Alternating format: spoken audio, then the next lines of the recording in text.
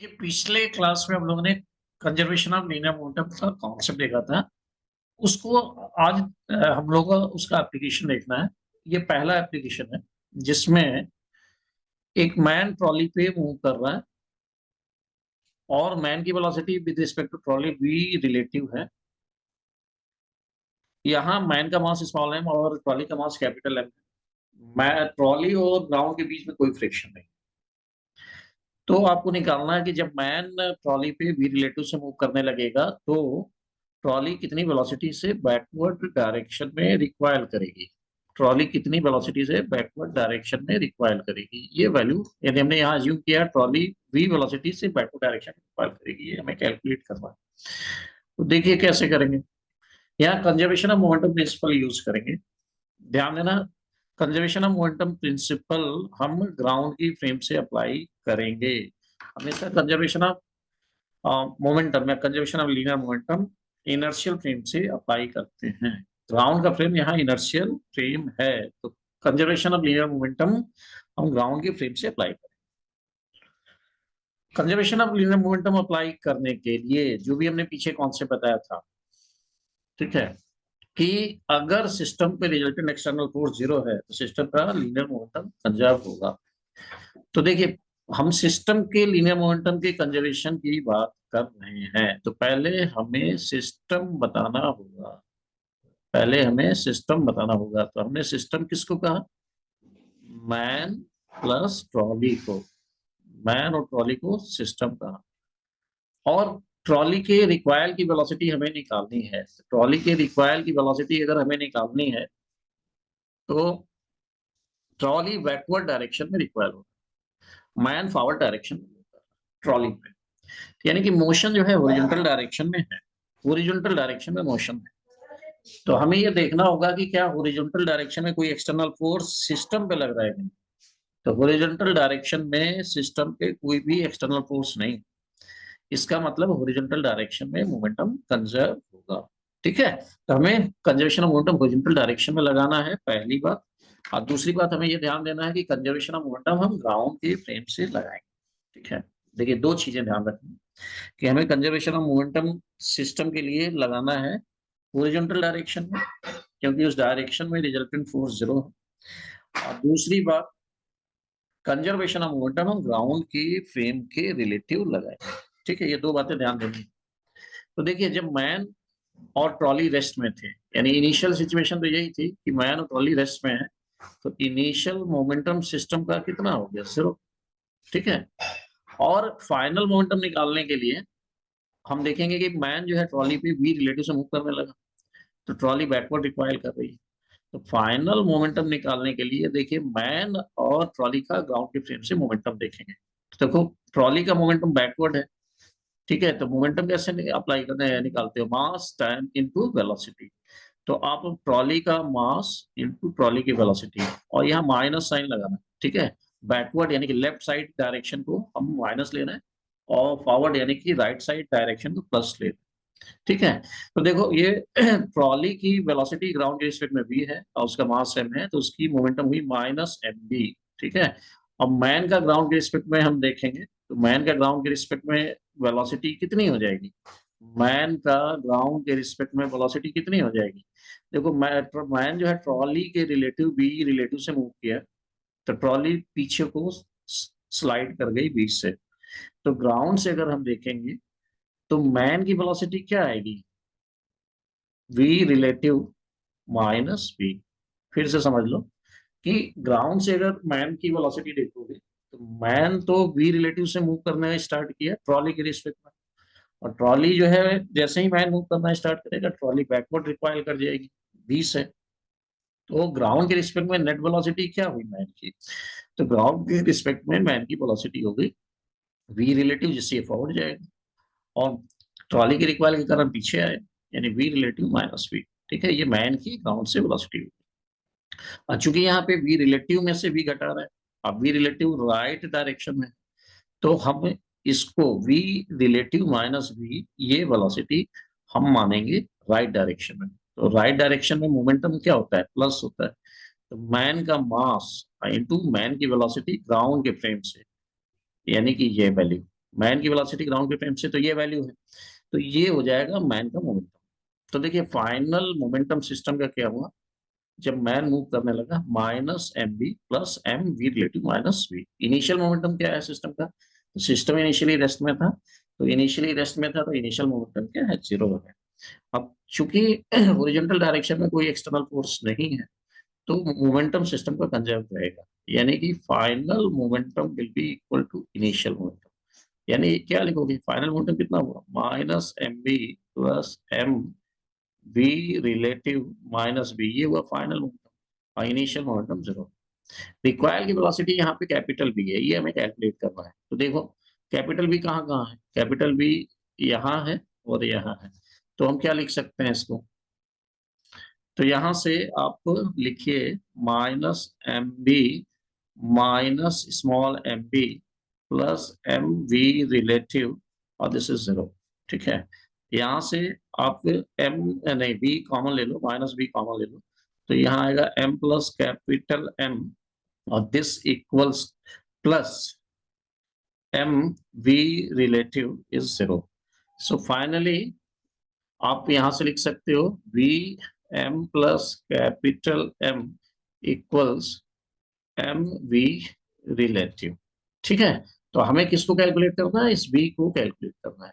तो आप लिख सकते हो v equals M by M plus capital M into V relative. ठीक है, इसको v रिलेटिव कर लीजिए, तो ये वेलोसिटी हो जाएगी क्वाइल के रिक्वाइल की, ट्रॉली के रिक्वाइल की। This is the velocity of the recoil of the trolley. ठीक है, तो ये क्वेश्चन इंपॉर्टेंट क्वेश्चन है, इसको ध्यान दीजिएगा। जितने भी पॉइंट्स मैंने बताया है उसको समझने की कोशिश करना है और अप्लाई करना है। ओके बेटा, अब देखते हैं, बढ़ते हैं हम लोग नेक्स्ट क्वेश्चन के लिए।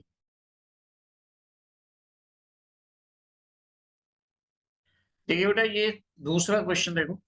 ठीक है, इस सेकंड क्वेश्चन में देखिए क्या कह रहा है।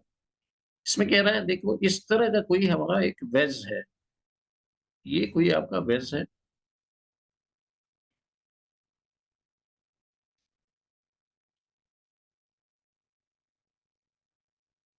ये आपका कोई वेज है,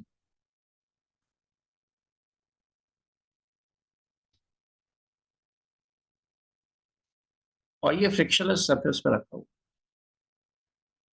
ये सर्कुलर पार्ट है, this is the circular part, इसका रेडियस दिया हुआ है आर, इसका रेडियस दिया है आर, इसका मास दिया हुआ है कैपिटल एम। यहां से एक ब्लॉक स्लाइड करना स्टार्ट करता है, यहां से एक ब्लॉक स्लाइड करना स्टार्ट करता है, ब्लॉक का मास दिया है स्मॉल एम, स्टार्ट करता है यानी कि इनिशियल वेलोसिटी इसकी जरूरत। कहता है कि ब्लॉक इनिशियली रेस्ट में है, ब्लॉक जब स्लाइड करते हुए नीचे पहुंचेगा, यहाँ पे जब पहुंचेगा उस समय ग्राउंड के रिलेटिव इसकी वेलोसिटी कितनी होगी, और ये वेज किस वेलोसिटी से रिक्वायर कर रहा हो।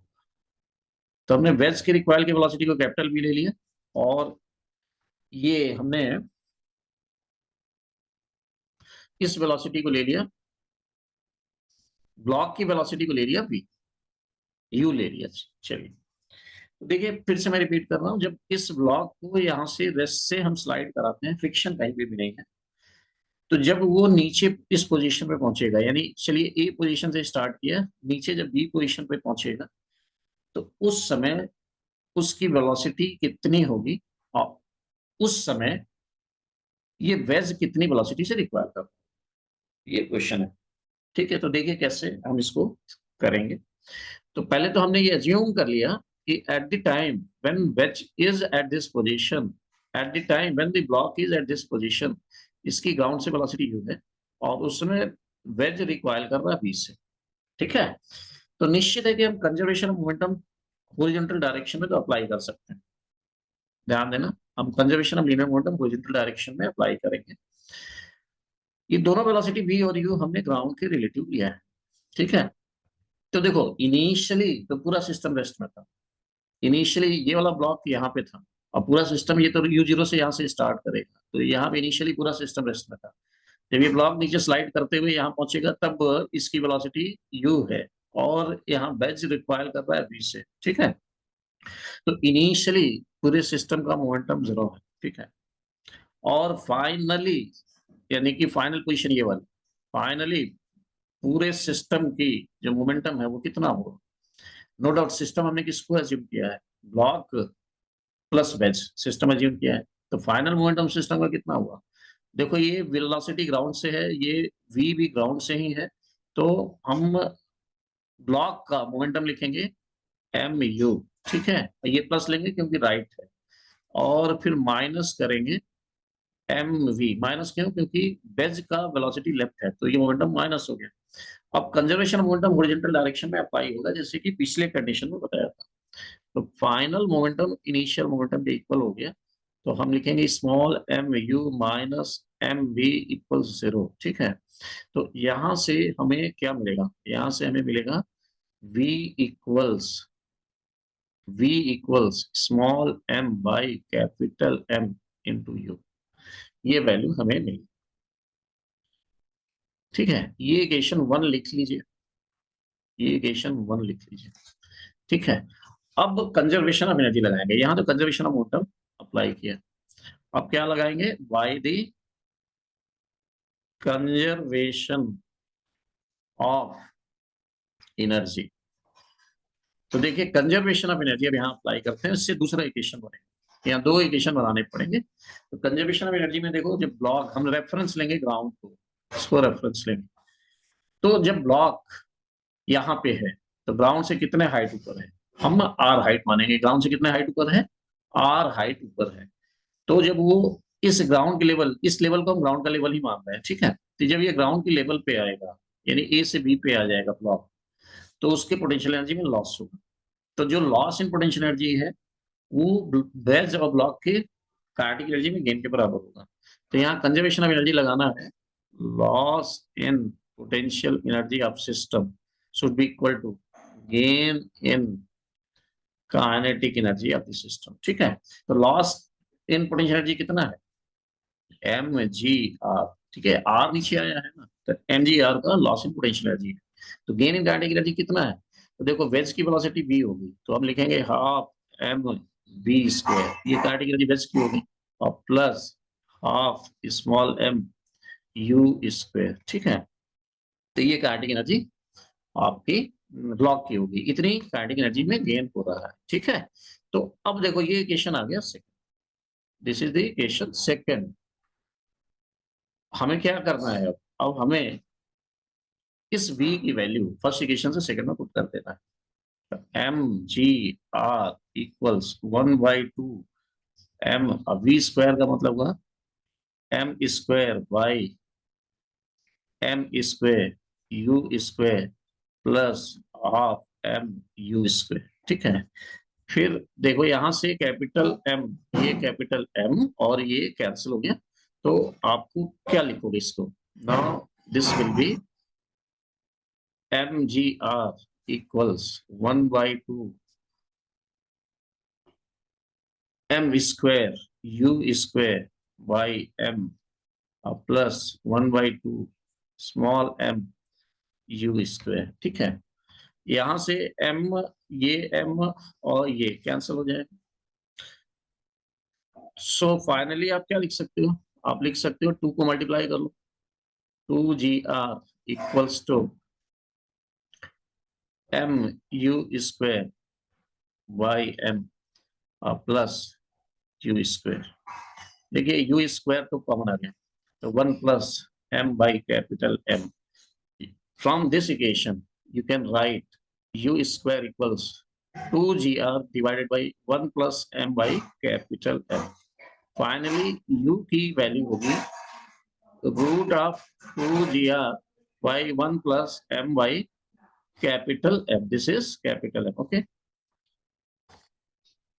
इसको कैपिटल M लिख लीजिए, यहाँ पे ये कैपिटल M। सो ये आपने किसकी वेलोसिटी निकाली, ये आपने ब्लॉक की वेलोसिटी निकाली जब वो ए से बी पे आ गया। अब इस वेलोसिटी की वैल्यू यानी u की वैल्यू फर्स्ट इक्वेशन में रख देना, तो ये v आ जाएगा। तो ये क्वेश्चन मेरे ख्याल से समझ में आया होगा सबको, ठीक है। अब हम अगले क्वेश्चन पे बढ़ते हैं। चलिए देखते हैं इस क्वेश्चन को। इस क्वेश्चन में ये अरेंजमेंट दिया हुआ है। यहाँ दो ब्लॉक, एक है मास m और एक है मास 2m, एक स्प्रिंग से अटैच्ड है। स्प्रिंग का फोर्स कांस्टेंट हम के लेंगे, ठीक है। अब स्प्रिंग की इनिशियल लेंथ एल नॉट है। अब हमने क्या किया है कि स्प्रिंग को एक्स नॉट से कंप्रेस कर दिया। तो यहाँ पे हमने क्या लिखा है, एल माइनस एल नॉट, अब स्प्रिंग का लेंथ हो गया। स्प्रिंग को कंप्रेस किया एक्स नॉट से, और इस पोजीशन से इनको फ्री छोड़ा, यानी ब्लॉक्स को फ्रिक्शनलेस हॉरिजॉन्टल सरफेस पे स्प्रिंग को एक्स नॉट कंप्रेस करके फ्री छोड़ा, ठीक है। तो निश्चित है दोनों ब्लॉक U0 से स्टार्ट करेंगे। और इसके बाद ये पोजीशन जो दिखाई गई है नेक्स्ट डायग्राम, इस पोजीशन में स्प्रिंग में अब कंप्रेशन रह गया है एक्स नॉट बाई 2। देखो स्प्रिंग का इनिशियल लेंथ है एल माइनस एक्स नॉट, अब स्प्रिंग का लेंथ हो गया है L minus x not by 2, यानी कि स्प्रिंग का जो एक्स नॉट कंप्रेशन था उसका आधा कंप्रेशन जो है खत्म हो चुका है, ठीक है। यानी अब स्प्रिंग की जो पहले लेंथ थी एल माइनस एक्स नॉट, अब स्प्रिंग की लेंथ हो गई है L minus x not by 2। इस पोजीशन पे जब स्प्रिंग का हाफ कंप्रेशन रिड्यूस हो जाए, उस समय इनिशियल पोजीशन से एक्स का क्या डिस्प्लेसमेंट होगा, और इनिशियल पोजीशन से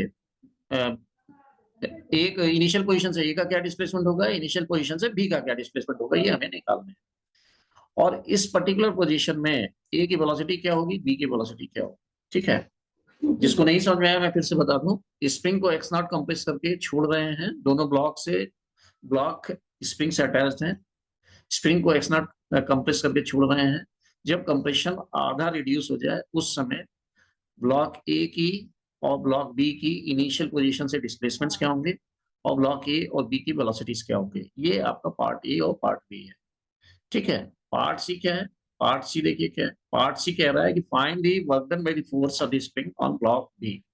find the work done by the spring force on block B when spring reaches natural length.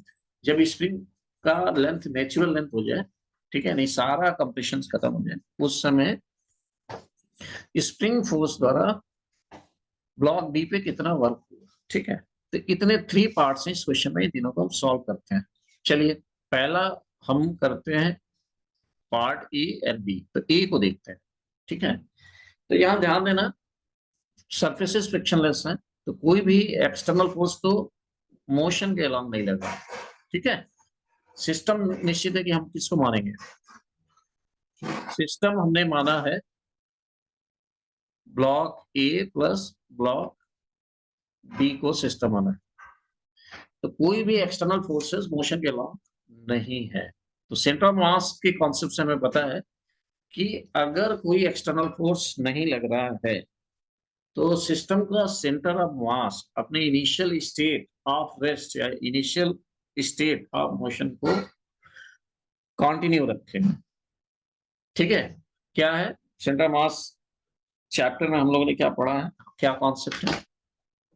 If a resultant force acting on the whole system is zero, then center of mass will retain its state of rest or state of motion. ये law of inertia भी है, आप जानते हो, ठीक है। तो horizontal direction में कोई एक्सटर्नल फोर्स लग रहा है क्या, हॉरिजॉन्टल डायरेक्शन में कोई एक्सटर्नल फोर्स लग रहा है क्या, तो देखो फ्रिक्शन है नहीं, तो सिस्टम पे कोई एक्सटर्नल फोर्स लग नहीं रहा। हाँ, ब्लॉक ए और ब्लॉक बी पे स्प्रिंग फोर्स जरूर लग रहा है। ब्लॉक ए पे स्प्रिंग फोर्स लग रहा है, ठीक है। स्प्रिंग फोर्स किस डायरेक्शन में लग रहा है, इस डायरेक्शन। ब्लॉक बी पे भी स्प्रिंग फोर्स किस डायरेक्शन में लग रहा है, इस डायरेक्शन। तो स्प्रिंग फोर्स तो इंटरनल फोर्स है, फ्रिक्शन कहीं है नहीं, तो फ्रिक्शन लग नहीं रहा, मोशन के अलॉन्ग हम देख रहे हैं। तो इसका मतलब ये हुआ कि कोई भी एक्सटर्नल फोर्सेस नहीं एक्ट कर रहा है। इनिशियली सेंटर मास क्या था, रेस्ट में, तो फाइनली सेंटर मास रेस्ट में ही रहेगा, ठीक है। तो ऐसे सिचुएशन में एक एक्सप्रेशन है जो हम यूज करते हैं जनरली सेंटर मास में। एक एक्सप्रेशन है सेंटर मास चैप्टर में, एक एक्सप्रेशन है इनिशियल पोजीशन से ब्लॉक ए का जो डिस्प्लेसमेंट है वो है एक्स है, और इनिशियल पोजीशन से ब्लॉक बी का जो डिस्प्लेसमेंट है वो एक्स भी है। और सेंटर ऑफ मास अपने स्टेट ऑफ रेस्ट को यहाँ पे मेंटेन करेगा, क्योंकि जब मोशन स्टार्ट हुआ था तो ये दोनों बॉडी रेस्ट में थी, तो सेंटर मास भी रेस्ट में। It means block A left जाएगा, ब्लॉक बी राइट जाएगा, कि सेंटर ऑफ मास अपने रेस्ट वाली पोजीशन को मेंटेन रखे, अपने रेस्ट पोजीशन से ना तो लेफ्ट जाए ना राइट जाए। तो ब्लॉक ए का डिस्प्लेसमेंट और ब्लॉक बी का डिस्प्लेसमेंट इसके अकॉर्डिंग होगा कि सेंटर मास इनिशियल रेस्ट में था तो फाइनली भी रेस्ट में है। तो इसके लिए क्या इक्वेशन आता है कि सेंटर मास अपनी पोजीशन को अगर रिटेन रखता है, यानी कि यहाँ पे इनिशियल पोजीशन जहां पे रेस्ट में था वहीं पे फाइनली भी रेस्ट में है, तो इसके लिए कंडीशन ये है कि mass of A into displacement of A should be equal to mass of B into displacement of B. अगर इस इक्वेशन को अप्लाई करो तो मास ऑफ ए कितना है m, और डिस्प्लेसमेंट ऑफ ए को क्या लिख रहा है x है, मास ऑफ बी क्या है 2m, और डिस्प्लेसमेंट ऑफ बी क्या है xb। यहाँ आपका कैंसिल हुआ मास दोनों तरफ से। सो हम लिख सकते हैं कि इनके डिस्प्लेसमेंट्स का रेशियो हो जाएगा, मेन पोजीशन से ए और बी के डिस्प्लेसमेंट का रेशियो हो जाएगा X A by X B equals to 2/1। ये डिस्प्लेसमेंट का रेशियो हो गया।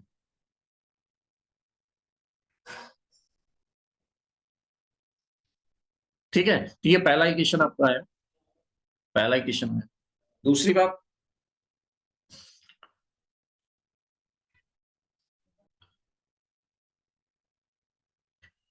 तो हमने देखा कि X A by X B 2/1 है, ठीक है, एक इक्वेशन तो ये हो गया। दूसरा देखो एक्स ए प्लस एक्स बी कितना होगा x0/2। देखो इनिशियली स्प्रिंग कितना कंप्रेस्ड है x0, अब कितना कंप्रेस्ड है x0/2। तो स्प्रिंग कितनी रिलीज हुई है, तो देखो ये वाला पार्ट रिलीज हुआ है, ये वाला पार्ट रिलीज हुआ है, तो टोटल कितनी रिलीज हुई है एक्स ए प्लस एक्स बी। और ये एक्स ए प्लस एक्स बी की वैल्यू कितना हो जाएगा x0/2। ठीक है, तो देखो इन दोनों इक्वेशन से ये फर्स्ट इक्वेशन हो गया और ये सेकंड इक्वेशन हो गया, ये सेकंड इक्वेशन हो गया। तो फर्स्ट और सेकंड से देखो एक्स ए और एक्स बी का रेशियो है 2:1, और एक्स ए प्लस एक्स बी x0/2। तो एक्स ए की वैल्यू कितनी आएगी, तो देखो डिनोमिनेटर में सम ऑफ प्रोपोर्शन, और एक्स ए का प्रोपोर्शन 2 है तो आपने यहाँ पे लिख लिया, और एक्स ए और एक्स बी का सम कितना है x0/2, तो ये एक्स ए की वैल्यू आ गई।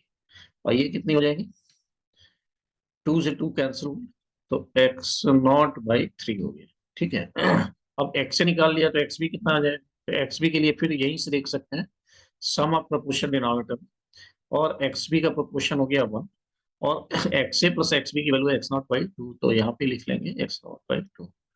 तो दिस बिकम्स x0/6, x0/6।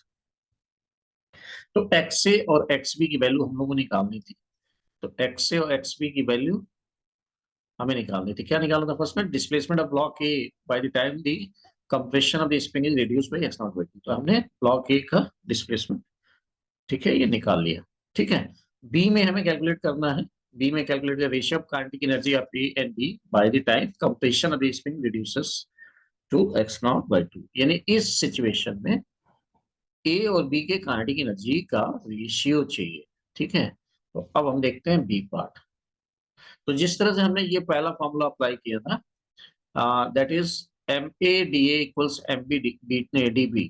क्या है ये, कि अगर सेंटर ऑफ मास अपनी इनिशियल पोजीशन पे रहता है, रेस्ट में था, इनिशियल पोजीशन पे रेस्ट में ही रहता है, और इंडिविजुअल ब्लॉक्स मूव कर रहे हैं, और ए जो है लेफ्ट मूव किया है एक्सेस से, और बी जो है राइट मूव किया है एक्सबी से, तो सेंटर मास को अपनी इनिशियल स्टेट को मेंटेन रखने के लिए MA/XA should be equal to MB/XB होता है। ठीक है, तो इसी तरह से सेंटर मास को इनिशियल स्टेट मेंटेन करने के लिए वेलोसिटी में भी रिलेशन होता है, वो हम क्या लिखते हैं MA/BA और should be equal to MB/BB। ठीक है, MA हो गया M और VA, MB हो गया 2MVB। यहाँ से ये हमें रेशियो आ जाएगा VA और VB का, तो VA/VB का रेशियो आ गया 2/1। ठीक है, अब काइनेटिक एनर्जी ऑफ ए और काइनेटिक एनर्जी ऑफ बी का रेशियो चाहिए, तो आप क्या लिखोगे, काइनेटिक एनर्जी ऑफ ए हो गया हाफ MVA², और काइनेटिक एनर्जी ऑफ बी हो गया हाफ 2MVB²। देखिए बी की का मास कितना, 2m, ठीक है। अब निश्चित है कि 1/2 कैंसल, m और m cancel, so this result becomes 1/2 VA² by VB²। अब V और VB का वैल्यू है 2:1, तो 1/2 इंटू 2/1 का होल स्क्वायर यानी 4/2, यानी 2:1 आ गया। तो kinetic energy of A and kinetic energy of B का रेशियो आ जाएगा 2:1, ठीक है। ये आपका सेकंड पार्ट हो गया। यहाँ थर्ड पार्ट इंपॉर्टेंट है, जरा ध्यान देना। थर्ड पार्ट क्या है, तो थर्ड पार्ट के लिए देखिए क्या है। थर्ड पार्ट कह रहा है, ये थर्ड पार्ट है, यहां से इसको हम कॉपी कर लेते हैं। थर्ड पार्ट के लिए देखिए हमें क्या करना होगा। देखिए थर्ड पार्ट क्या निकालने को कह रहा है, थर्ड पार्ट निकालने को कह रहा है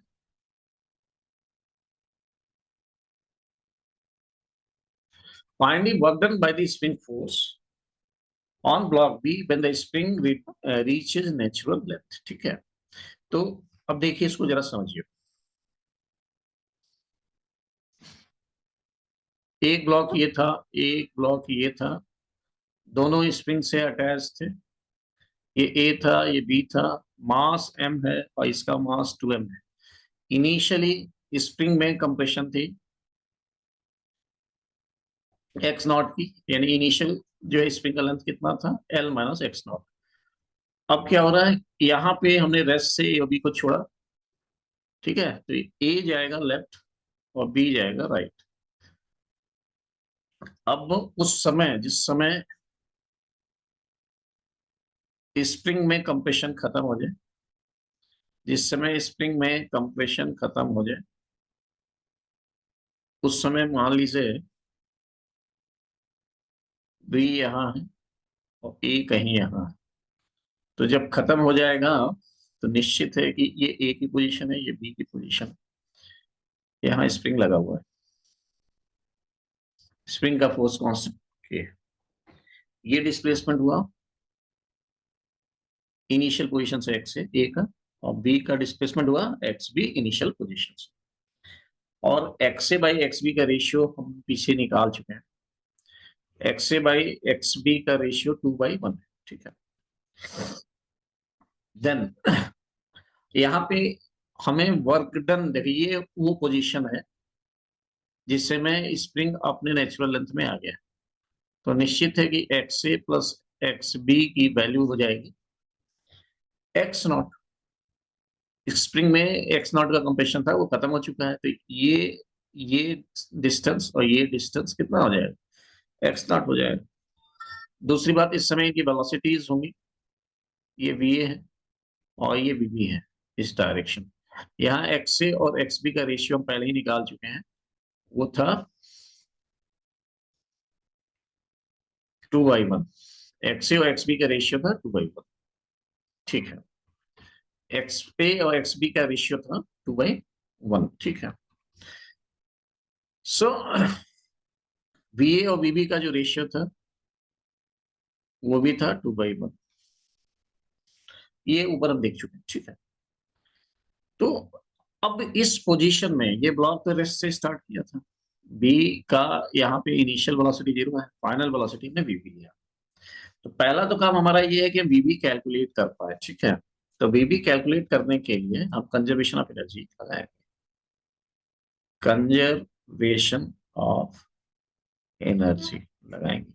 तो देखिए इनिशियल पोजीशन ये थी, इनिशियल पोजीशन में दोनों रेस्ट में थे और स्प्रिंग में कंप्रेशन x0 का था।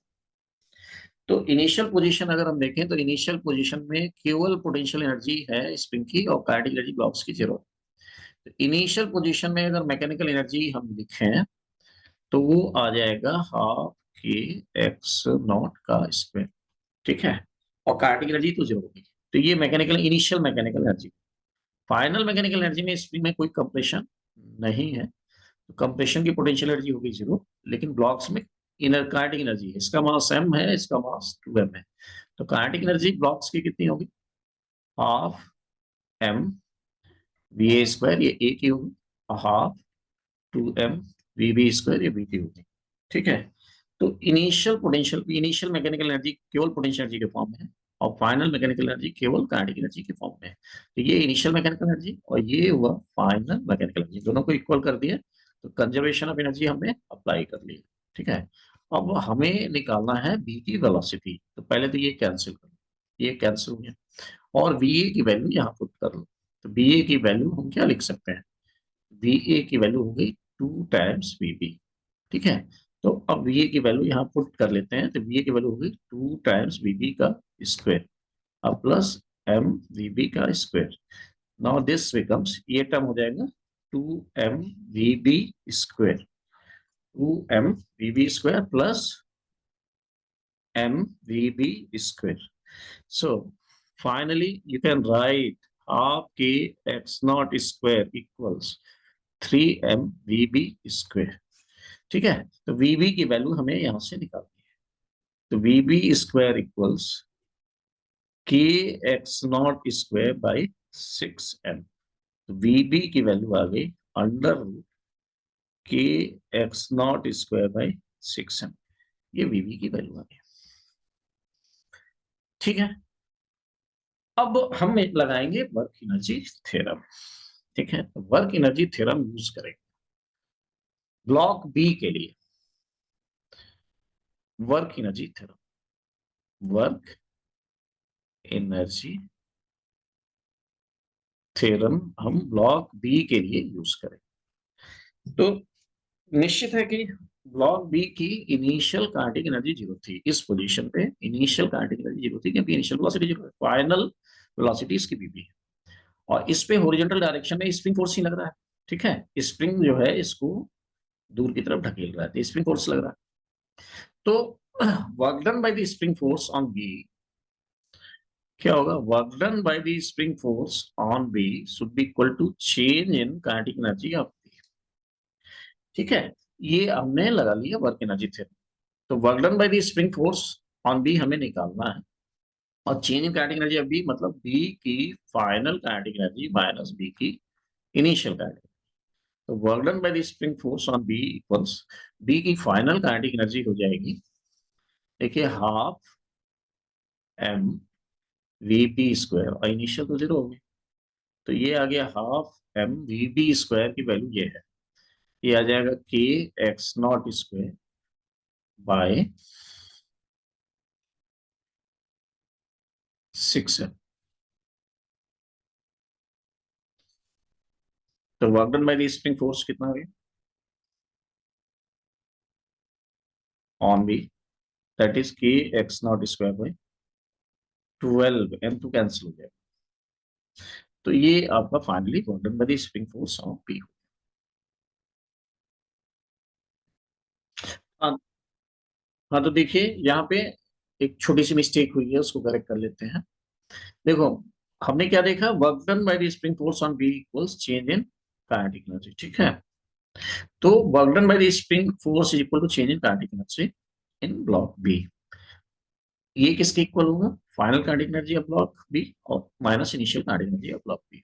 ठीक है, अब work done by the spring force क्या हो गया, हाफ 2m में यहां रखेंगे, क्योंकि ब्लॉक बी का मास 2m है, और इनिशियल काइनेटिक एनर्जी जीरो हो गया।